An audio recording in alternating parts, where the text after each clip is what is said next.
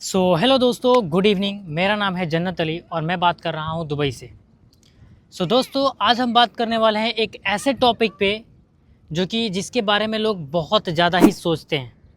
तो बहुत सारे लोग ऐसे हैं जो दुबई में आना चाहते हैं अपनी फैमिली के साथ, या फिर जॉब के लिए, या फिर घूमने के लिए, या फिर वो अकेला आना चाहते हैं, जिनके माइंड में एक बड़ा सवाल चलता है, अगर मैं दुबई में जाऊँगा तो मेरा रेंट कितना होगा, क्या मैं अफोर्ड कर सकता हूँ, क्या मेरी सैलरी कितनी होगी। ये सारा माइंड में उन लोगों के सवाल चलते रहता है।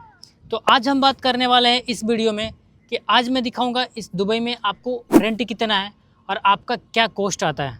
तो सारी की सारी चीज़ों के बारे में मैं आपको स्टेप बाय स्टेप बताऊंगा कि दुबई में रहने का रेंट क्या है और क्या आप अपनी सैलरी के अकॉर्डिंग अफोर्ड कर सकते हो या नहीं।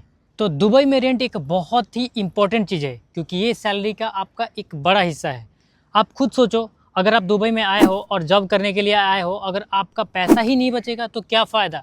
इतना दूर आने के बाद अपनी फैमिली को छोड़ के, और इधर पैसा ही आपका सेविंग नहीं होगा, तो क्या फ़ायदा आपको इधर आने का।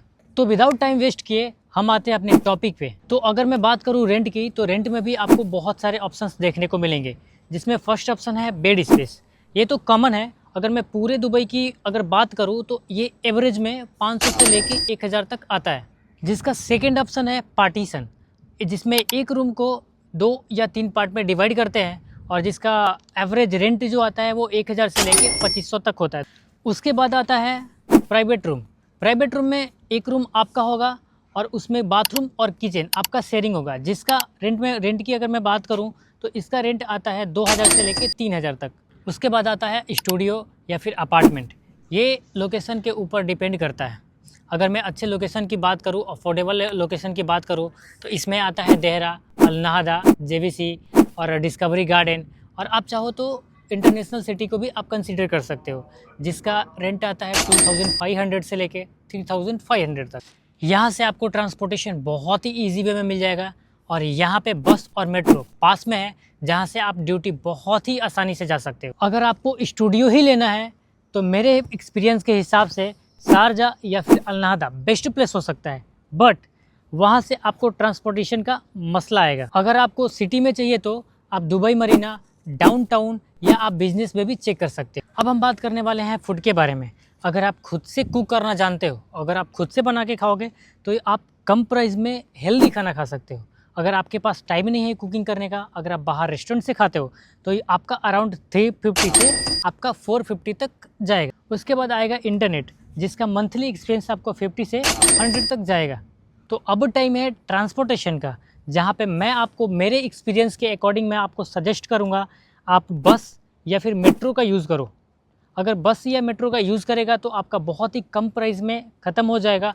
अदरवाइज़ अगर आप टैक्सी यूज़ करेगा तो आपका पर मंथ 300 से लेके 500 तक आपका मंथली इस ख़त्म हो जाएगा।